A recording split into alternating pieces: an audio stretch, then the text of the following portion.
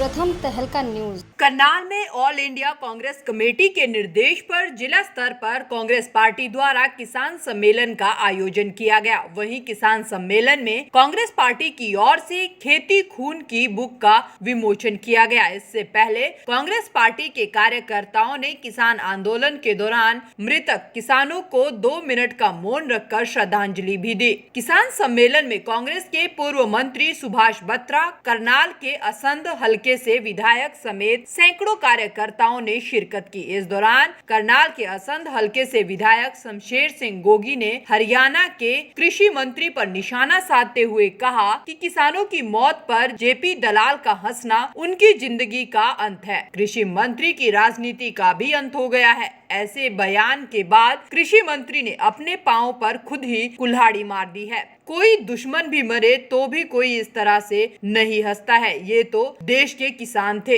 हंस रहे थे, बयान देकर जेपी दलाल का हंसना जो है ना, उसकी समझ लो जिंदगी का अंत है।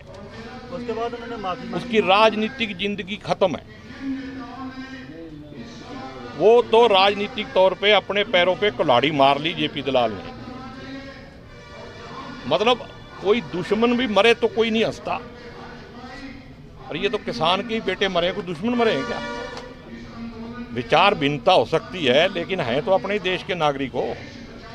और जो काम जेपी साहब ने किया है वो तो जेपी साहब ही जवाब दे सकते हैं। उसका भी इतना नीचे कैसे गिर गए? ये आरएसएस की ट्रेनिंग है, उसको बीजेपी की ट्रेनिंग है, कौन सी चक्कर में उसने ये जो किताब है ये लॉन्च तो पहले ही राहुल जी ने की हुई है। और इसका असर मैंने ये देखा कि 8 तारीख को मैंने संध में मीटिंग की थी और ये किताब बांटी थी वहाँ। मेरे को रात तक सैकड़ों फ़ोन आए गांव से कि ये किताब और मिल सकती है। फिर मैंने 3 बंडल और ले आके बांटे। इसके अंदर जो इस सरकार की नीयत है, ये सरकार के मंत्री कहते हैं ना भी इसमें काला क्या है, मैं कहता हूँ नीयत और नीति ही काली है। जब नीयत ही काली हो तो उल्टा मेरा एक सवाल है भी सरकार से मैं पूछता हूँ भी इनके अंदर सफ़ेद क्या है?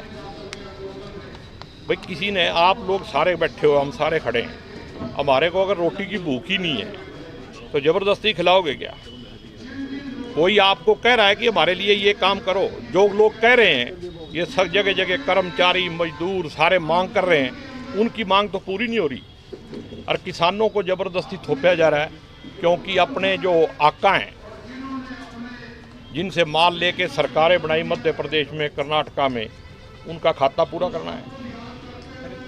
तो ऐसा मेरा यकीन है भाई ये जो काले कानून है इस देश को बर्बाद कर देंगे। किसान बर्बाद नहीं होगा, जो भी अन्न खाता है, जो रोटी खाता है ना, सभी का सत्यानाश कर देंगे। पीडीएस सिस्टम ही खत्म बताया है, क्या कहना चाहेंगे उनके लिए?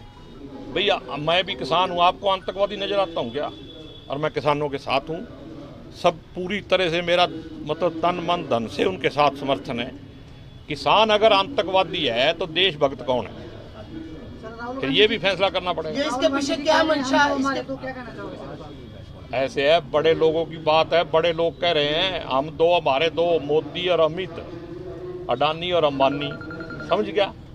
अब इसमें से बाप। हालांकि कृषि मंत्री ने अपने बयान पर खेद व्यक्त करते हुए कुछ ही घंटों बाद माफी भी मांग ली थी, लेकिन कृषि मंत्री द्वारा दिए गए बयान के बाद लगातार हरियाणा में उनके खिलाफ विरोध प्रदर्शन देखने को मिल रहा है और उनके इस्तीफे की मांग भी होने लगी है। किसान आंदोलन के दौरान कृषि मंत्री द्वारा दिया गया बयान आने वाले दिनों में हरियाणा में गठबंधन सरकार की मुश्किलें भी बढ़ा सकता है। प्रथम तहलका के लिए करनाल से अमित भटनागर की रिपोर्ट।